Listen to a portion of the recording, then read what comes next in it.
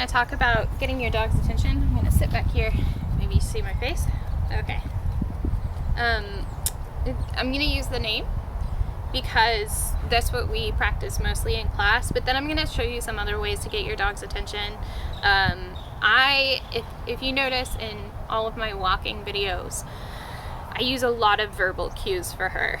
I will go, good job, for her to notice that maybe I'm changing direction, right? So every time I change direction, I try to be mindful to that. I give her a heads up. I'm not going to say absolutely always do it, but I try to be mindful of that so that she knows something's about to change and she can adjust herself and she can avoid hitting the end of the leash.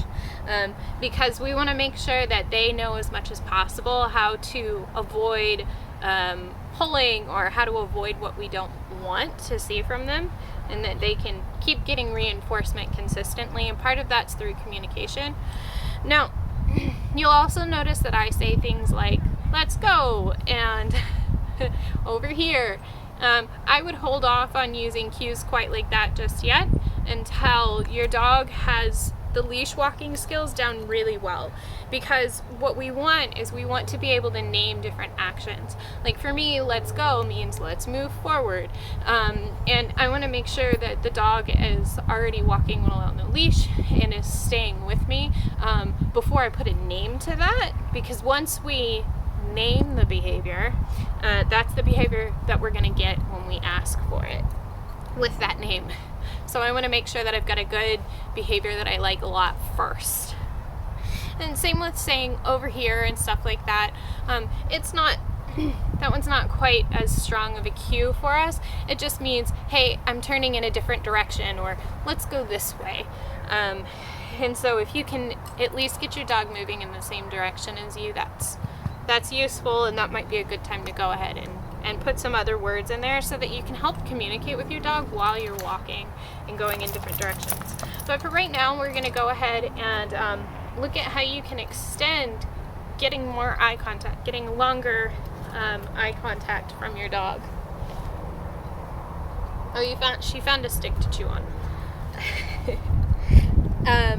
Yeah, so we're going to go ahead and start really small and start where everybody else is starting at, and then we'll show you how we're going to build that up and make it longer.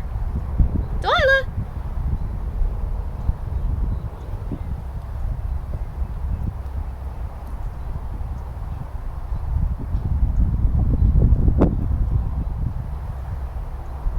Good!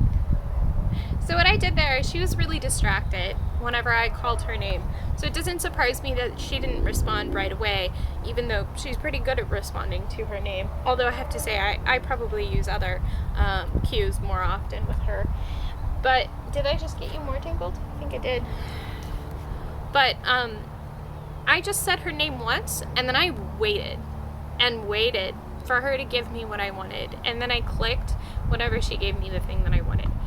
And this contributes to not habituating to the sound of her name, right? And so I knew that she was eventually going to give me what I wanted because we practiced eye contact a lot, but it just took her a minute to figure out what it was that I was looking for. And that's okay. I'm okay with that.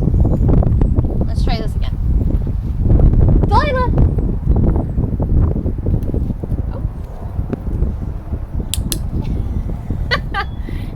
We've been practicing her picking things up a lot, so I think she thought that's what I was looking for.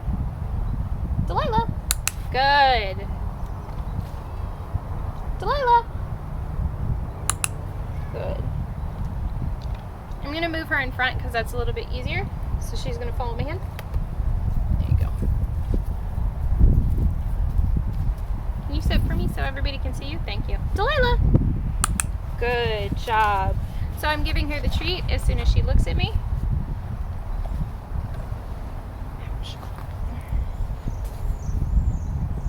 Hi. Delilah. Good girl. Come here. Sit up.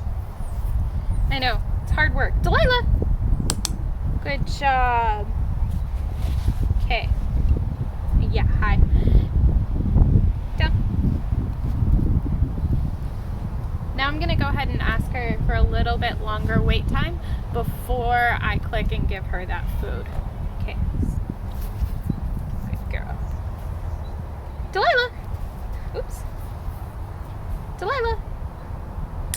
Good job. Here, I'll go ahead and count it out. Delilah! 1 Mississippi. Good job. Delilah! 1 Mississippi. Good job. 1 Mississippi. Oh, no, I did that. Delilah!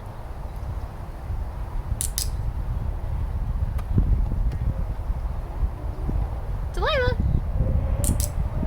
Good job. Delilah! Okay. I think we did that about 5 times and she was successful every time with it. So we can go ahead and raise our criteria level. So I started saying 1 Mississippi out loud because that's what I'm doing in my head. And I want you to know how I'm doing that. But I'm going to go ahead and just count it in my head. I'm going to do 2 seconds right now. All right, Delilah. Good girl. Delilah. Good. So I said her name, she looked at me, and then her eyes wandered. So I went ahead and I didn't start counting until she looked at me again. And then I did the 2 Mississippi thing. Delilah. Good job.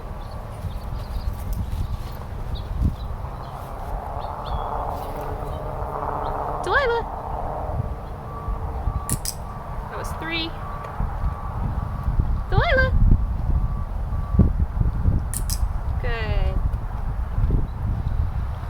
Delilah. Good job. Good job, buddy. Okay, all done? All done. Go on and go look. Look, you want your stick? Go get your stick. Okay. So the other thing that I want to mention is that, if you have a scared dog, a timid dog, they may not be comfortable looking directly at your face and your eyes. So making direct eye contact can be a pretty threatening thing for dogs. And so for dogs who are a little bit more nervous, it may not be what they're capable of doing at this point in time. So what I do for them instead is just look for them to orient towards me. If they at least put their head in the direction of my body, or maybe even towards my upper body, even if they're not making direct eye contact, I'm okay with that. We can work on direct eye contact later if it's something that we really want and need, and it's within the dog's capabilities at that future point in time. But eye contact isn't always the best if dogs just really aren't feeling good about it. You got your stick? Get it. Get it.